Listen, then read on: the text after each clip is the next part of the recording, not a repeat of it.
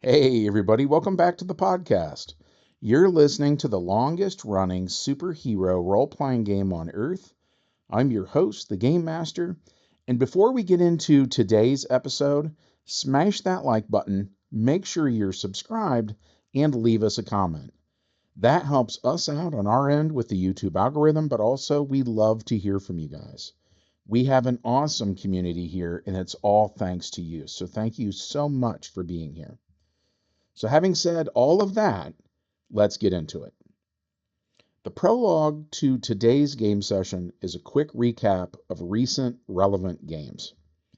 On Earth 551 954 814, when the baby Kal-El crash landed in a field in Kansas in the early 20th century, it wasn't the Kent family who were the first to arrive on the scene.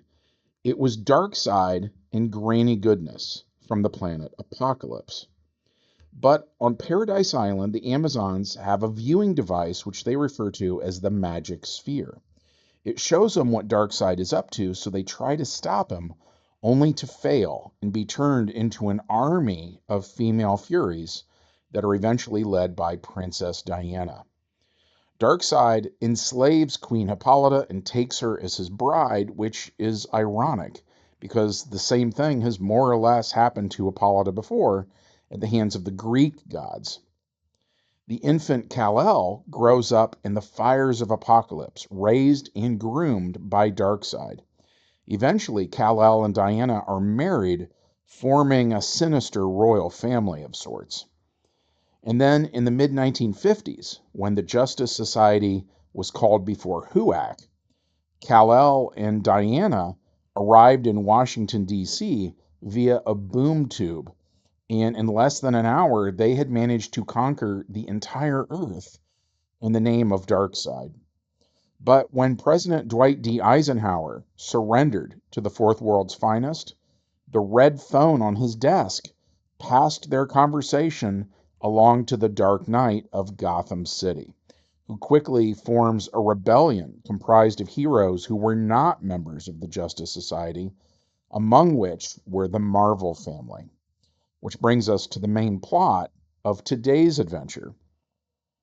Batman summons the Marvel family, who are currently comprised of the following 9 heroes: Billy Batson, his sister Mary, and their best friend Freddie Freeman, Hoppy the Marvel Bunny, Freckles Marvel, and her Uncle Dudley, also known as Uncle Marvel. And last but not least, there were the Lieutenant Marvels. They are also known as Fat Billy, Hill Billy, and Tall Billy. So Batman sees what he has to work with. And because this is a world without Superman to give people hope and sort of bring light into the world, this universe's version of Batman is a bit darker than the Batman we usually see. He's more willing to use the Marvel family like chess pieces. But Billy, Mary, and Freddie are young. So is Freckles. And her Uncle Dudley is an old man. And while this Batman might be darker than most, he still doesn't love the idea of sending kids and an old man off to go fight an evil version of the Man of Steel. But he is willing to send the Lieutenant Marvels off to war since they are between those two extremes in terms of age. Also, to be perfectly frank, this Batman thinks those guys are kind of ridiculous. So if guys with names like Fat Marvel or Hillbilly don't come back, in Batman's mind, at least they were just pawns. So he sends those 3 to try to take down the evil Superman who was raised by Darkseid. They find Kal-El at the Lincoln Memorial, where the statue of Lincoln has been laser cut out of the Marvel using Kal-El's heat vision. And now he is sitting on the chair part of it, kind of like it's a sort of throne. When the Lieutenant Marvels fly in over the reflecting pool, Superman's mother box senses magic and begins to ping. This protects him from magical attacks. From nearby, Bruce Wayne, disguised as an ordinary citizen, watches all of this and makes a special note of the mother box's pinging noises. As always, Bruce's mind races to form strategies to deal with whatever problem is at hand.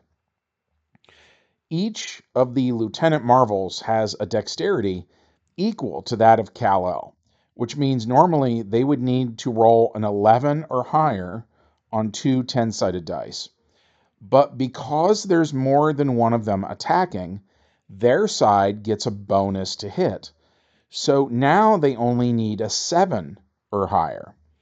So each of them hits Superman, and each of them does exactly 9 points of damage, taking Kal-El's body down from a 40 to a 13. This knocks him out the back of the Washington Monument through the wall, shattering that marble, and white dust fills the air, but through it, they can see his glowing red eyes.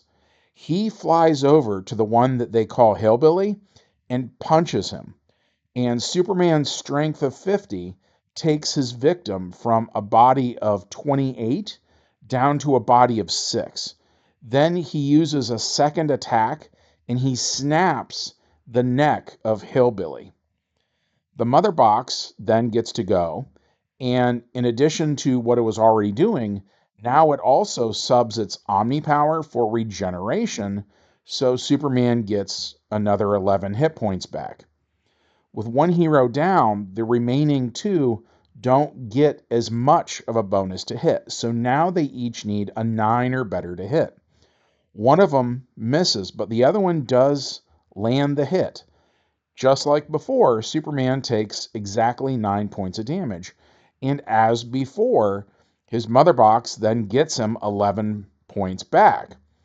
So on Superman's turn, he tears Fat Marvel to pieces with his bare hands, much to the horror of Tall Marvel, who again tries to hit but misses, and now he needs an 11 or better to hit because he doesn't have any living teammates to give him a bonus.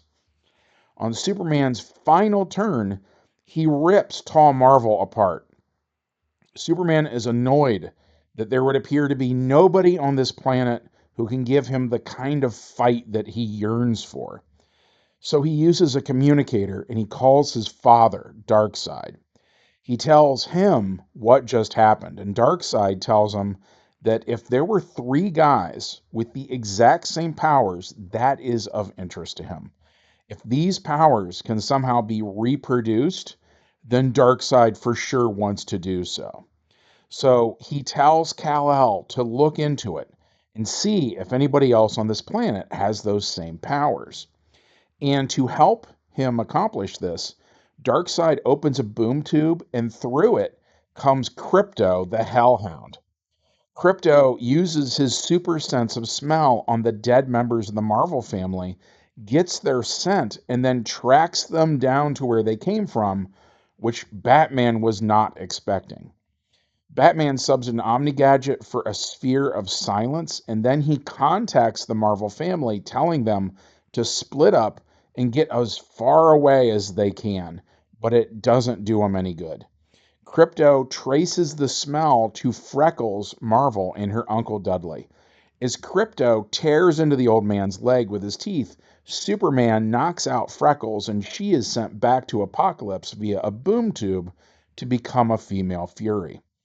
Then the hot-tempered Freddie Freeman ignores the orders of the Dark Knight, comes to Dudley's aid, but Superman punches Freddie rolling high, doing 31 points of damage, which gives off a shockwave equal to that of an atom bomb. Mary loved Freddie, and she tries to come to his aid, only for Superman to knock her out in 2 hits. Krypto then mauls Hoppy the Marvel Bunny, and finally, Billy Batson shows up.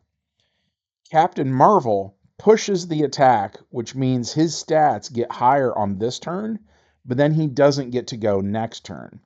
So Billy hits Kal-El, doing a whopping 19 points of damage, taking almost half of Kal-El's hit points in a single blow.